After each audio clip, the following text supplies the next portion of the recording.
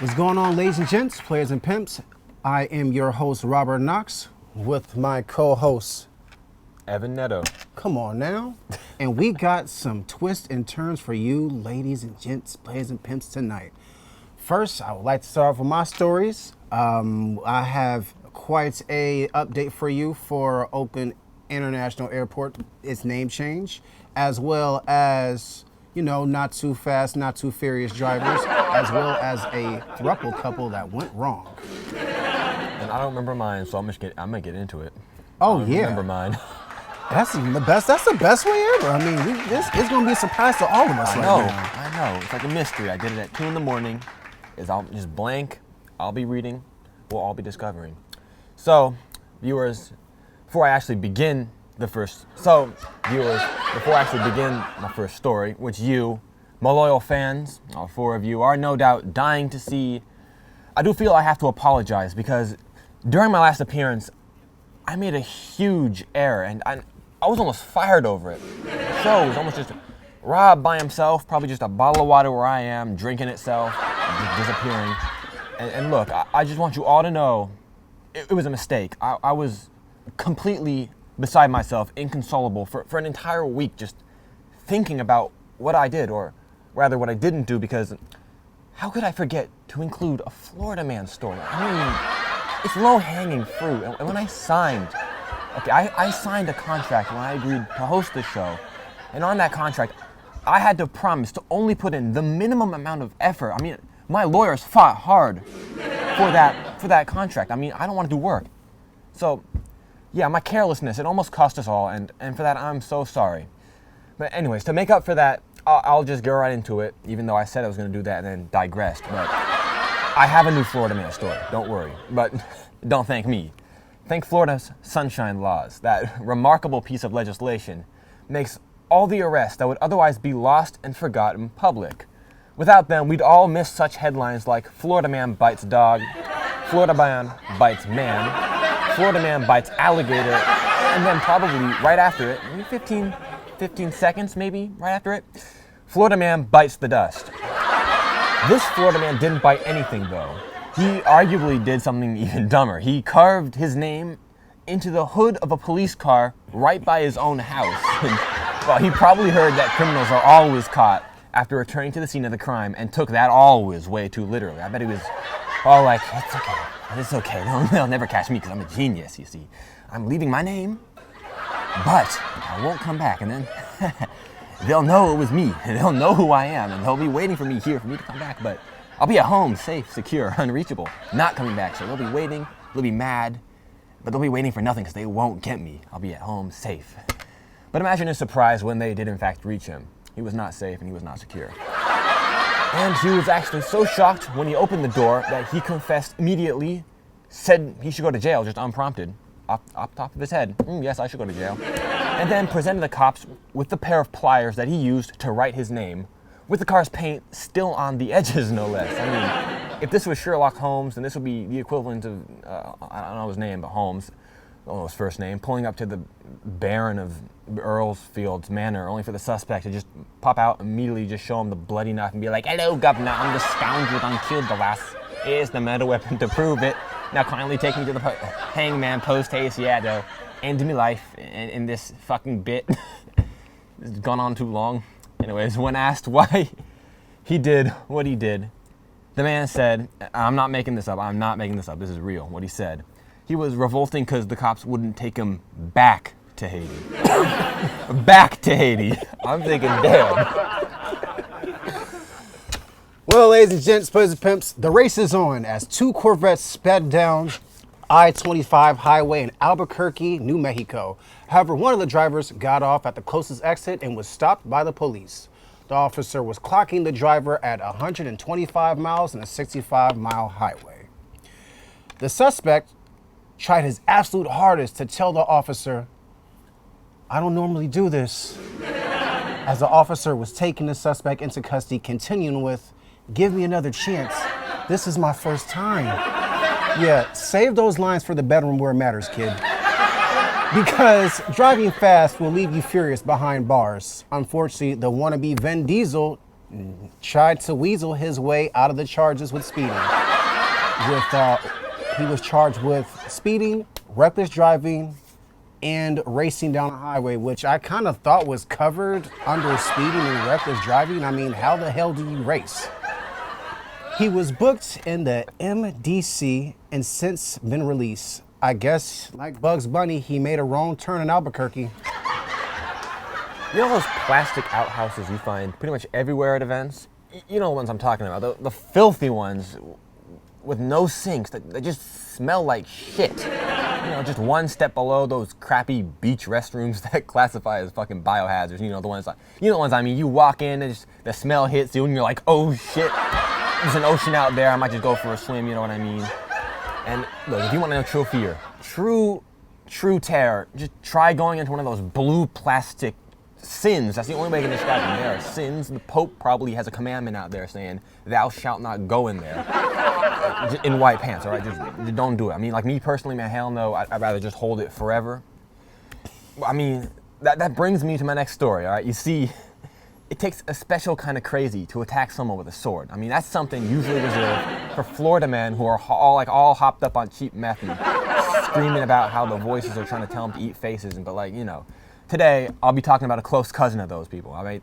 Close cousin of the Florida meth head. Instead, it's the Oregon crackhead. And, though this one was actually huffing nitrous oxide instead, not crack. But look, unlike the Floridans, the Oregon breed of junkie can actually be quite clever sometimes. I mean, this one managed to lead the cops on a 3-day chase in rural Lane County.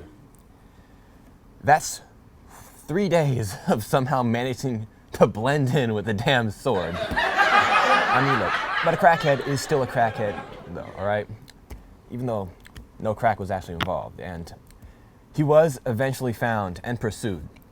And there was only one outcome, an armed standoff. The Last Samurai versus the Oregon State Police. Who would win? The Waco standoff had its compound. Butch Cassidy and the Sundance Kid had that one cabin, I don't know where it was, I think it was Argentina, Bolivia, I don't remember. And this man, well, he had an outhouse. One of the plastic outhouses I mentioned earlier, in fact. Not exactly a grand location, but hey, at least it's memorable. Now, I made my thoughts on those things pretty clear. And honestly, I think I'd rather be in a cell than one of those fucking old cylinder, rectangle abominations for so long. But look, it turns out the crackhead actually agreed. I mean, he surrendered after only a few minutes. And like, can you blame him? I mean, those things smell terrible. He was probably choking to death in there, like, and that shit's inhospitable. All like, I'll surrender.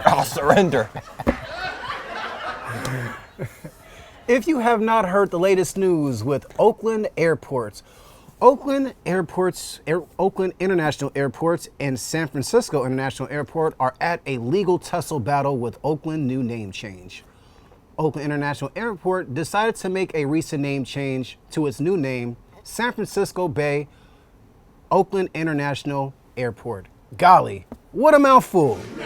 However, with the name change, Oakland International still decides to use the letters OAK as an abbreviation to separate itself from San Francisco, leaving off the most important part of why they did their name change in the first place. San Francisco had no pleasure in filing a lawsuit and urged the leaders of Oakland International Airport to collaborate with them on the name change. But the ports that run Oakland Airport stated that the name changes to sucker, I mean to boost travelers' geographical awareness of Oakland. And trust me, we are all aware of Oakland, very aware of Oakland. And that's the reason why they're not coming. Even the name Oakland International Airport wants to leave Oakland. And with Oakland having the highest Grand Theft Auto rate in the country, both this year and last year, no one's rushing to come out there.